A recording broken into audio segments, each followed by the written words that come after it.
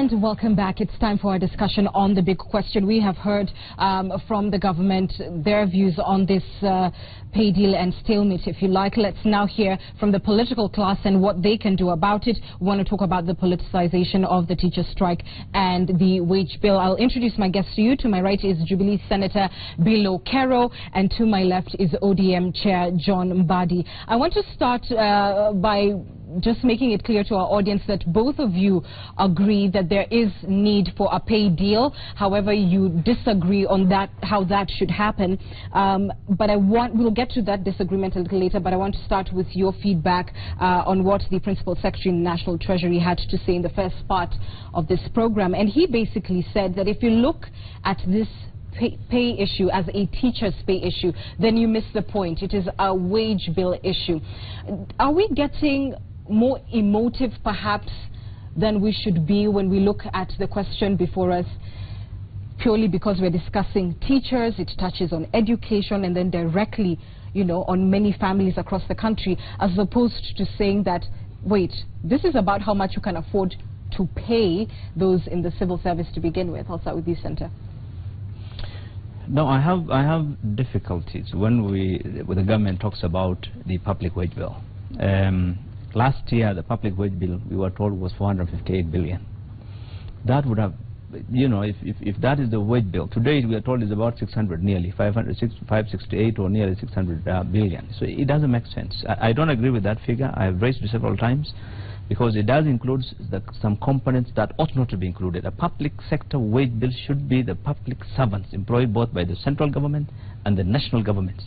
You cannot include certain sectors that have been included in this figure. Such as state corporations that do not receive money from government, that are commercially oriented, and you know, you cannot just lump up all those you know, universities that are not funded, perhaps institutions that don't get money from central government or from national government should not actually be included.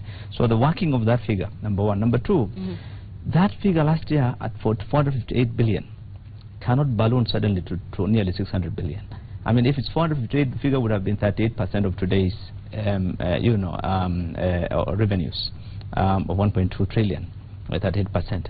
But every time we look at that figure, we seem to really create. And then number two, you think it's an exaggeration? Yes, it's exaggerated. Number two, the figure is also a function of two things. One is the pay increase, like, you know, the pay hike, like the one now the court has ordered. And two, the recruitments. Over the last 10 years, government has been expanding, forget about the counties, at national level. They have been recruiting people left, right, and center, including creation of state corporations. In the last 10 years, non-stop. Last month alone, over 700 DOs were recruited. For heaven's sake, where you are recruiting people afresh, giving them terms, and then you say we cannot review the terms of those people who are already existing. So I think public wage bill is a function of several things. So the government should not only look at the pay hike, really. I hear you, and I suppose part of the counter-argument in as far as the numbers that have been recruited, they would add to that more police officers, they would add to that, you know, people in the health sector, etc. But I hear you in as far as you dispute the wage bill figure. Let me come to you. Do you think that this is in fact a wage bill issue first, and then a teacher's issue second? First of all, let me agree with Senator Bill Okerro that I think the government is dishonest. The government needs to be truthful when it comes to matters of figures and matters of public interest and governance. You see, last year we did calculate, and we came up with a figure of 44%. That is the public wage bill that we have in this country. And this is based on information that is well researched and based on government figures. Even listening to the PS today or this evening, you hear the PS talking about 118 billion that is expected from out of this 50 to 60%. That again is an exaggeration, and I heard the President also mentioning the figure. Actually, the correct figure should be under 70 billion, about 68 billion. And why? Because look at the TSC budget alone, as it is today, is 174 billion, assuming that the entire amount is paid to teachers, which is not the case, because you have a lot of this money running the TSC as a secretariat and as a commission. So, first, the government is not truthful. Second, as Bill Okerro puts it, this government should be more pragmatic in its approach to cutting the public spending. I want to hold you on that because I will put that question to you. In as far as what the PA said about the 118 billion, I think part of what he said is that it cannot be looked at in isolation of pensions, etc., which would be part of the other payments. But I want you to hold your thoughts in terms of substantive ways to cut the public wage bill, and we'll come to that very shortly. Bello, you believe that there is still room for dialogue on this matter. How would that happen now that this is something in court? Do you think that there should be some sort of discussion on some small payout, perhaps, to get teachers back to school? Two ways. Any matter in court can also be discussed, and the parties can enter consent on an agreement that they out of court. That they can do. So it's goodwill. If the government really engages, the president engages the nut, as indeed its predecessors have done. I think whatever goodwill then comes out of it can also be entered into a court through a court consent. The second thing is on the payout. What the court ruled is a 12 to 15% per year for the 4 years of the CBA, 2013 to 2017. This is the figure that, when you add up, comes to 50 to 60% cumulatively for the 4 years. So when you work out, then it comes to 17 billion for each of the years. I think coming to almost 60, 70 billion. This is what the government can also sit down and negotiate with these guys. We can't pay this at the same time. Right. Can we stagger this payment over the next 3 or 4 years? So there is opportunity for dialogue, really, in terms of the at this stage. Even at this stage. Why do you, Mbadi, feel that there isn't room for dialogue, and specifically that it is time to hold rallies over this? So what's the rationale? First of all, I want to put it that desirable as dialogue would appear to be, it's overtaken by events. If the government had wanted dialogue, they should have called the teachers' unions and sat down with them. But it is the same government through TSC that took the unions to court when the unions demanded higher pay rise. And the courts have spoken, because they went to court knowing that courts would make a determination. Once the court has made a determination, you cannot take me to court. Then you come back again and ask me to sit down after you have lost the case. So I think in this case, and actually the government has not lost completely this case, because the unions needed more money than what the courts have awarded. And therefore, to a large extent, the government has succeeded in lowering the percentage of the request by the two trade unions. They should look at it like as a glass half full. I hear you. But having said that, the legal process is not over. Obviously, there's still another determination that is pending. But let me put it to you this way. Instead of street protests, is there not a more proactive role that parliamentarians could take? And perhaps you can comment on both houses, to the extent that a protest really does add to the politicization of this matter. I will answer that. This is a multi-pronged approach. First of all, as Parliament, there are steps that we are going to take. One of which is nothing stops us from amending the Appropriation Act through Parliament to reallocate resources. It doesn't have to be done by the executive. Actually, I'm already working on a proposal to reallocate and rearrange the budget through Appropriation Act, which I think for the first time in this country we may have an Appropriation Act being amended.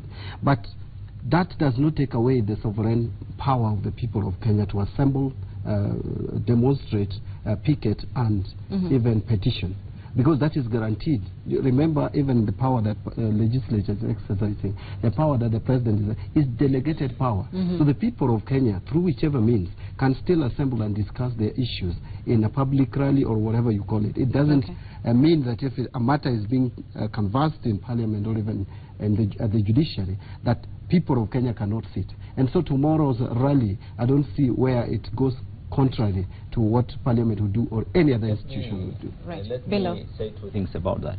I get the feeling that the opposition is jumping the gun on this matter.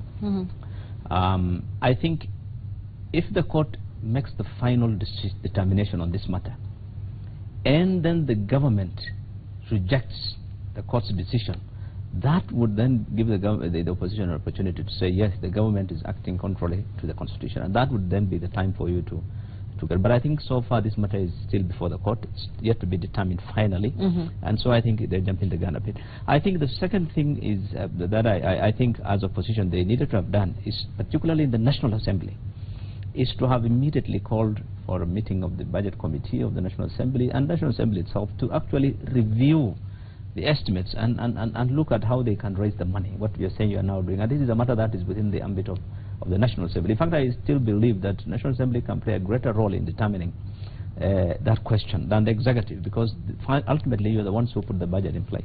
Yeah. Sorry, even as you respond to what he has said, there are those who would feel that this is a bit of opportunism, if you like, on the part of ODM, political opportunism, to the extent that prior to this particular issue, we haven't heard you talk about teacher salaries. First of all, it should be understood that there is no opportunism if the government has failed to do what it should do. It is the duty of the government of Kenya to execute and govern. It is not the duty of the opposition to help the government govern. We only come in when there is failure, and it cannot be termed as an opportunism. Are you saying the opposition can't help build a country? There can't be bipartisanship anywhere on in the world. I've never issues. seen where opposition builds a country. Opposition's role is to check what the government does. That is why governments are elected. The government is elected to discharge its duty and mandate. And the role of the opposition is to oversight that government. And that is what we are doing. So when you talk about the opposition taking advantage, we are supposed to take advantage. Because if your competitor, if the people who are in power are not governing properly, then you are supposed to take advantage and show them how to govern properly. Perhaps on that point of show them how to govern properly, perhaps we are getting to the point of my question, is that you are positioning yourselves as the alternative government. Yes. So perhaps people would want to hear more solutions from you practically, as opposed to... Which we have suggested, if you listen to us, that right. we have even advised this government where to get money. As opposition, we have talked about where we can get money. We have even advised the government that you have been rolling over the laptop project money. Why don't you use it to pay teachers as you organize yourself? Because you are not even ready to procure a laptop. But what we have even gone ahead to explain to the government that you have 60,000 staff, which you don't need. The functions have been devolved, but you still keep the staff. You can free the resources that you use on the 60,000 people who are idle to pay teachers and other public servants who need better pay. And so, and I wanted to answer Mheshimiwa Bilokaro when he talked about the fact that this matter has not been concluded. That is also not accurate, because you see, the Court of Appeal that is hearing this case at the moment has already asked the government to go ahead and pay as the case proceeds. The government had filed a petition seeking stay of implementation, but they were told to go ahead and pay, but they have not paid that. The government is acting rogue. Actually, if we allow this government to behave the way it is behaving, we are creating imperial presidency, and for an opposition that is worth its soul cannot sit and watch a country sliding into imperial presidency. Well, if I was to just make it, perhaps even at the risk of sounding simplistic, that it is not concluded in as far as there remains still something on the subject matter before the court. So perhaps the argument... There is an appeal at the court, and the same Court of Appeal has declined the government's request to defer the implementation of the same, awaiting the outcome of the case. And therefore, what the Court of And Appeal yet the same court is still allowing this to continue. So perhaps the matter is in fact not concluded. But you see, the point is, if the matter will be concluded, it will be concluded all the same. But what we have before us is that the Court of Appeal declined the government's request.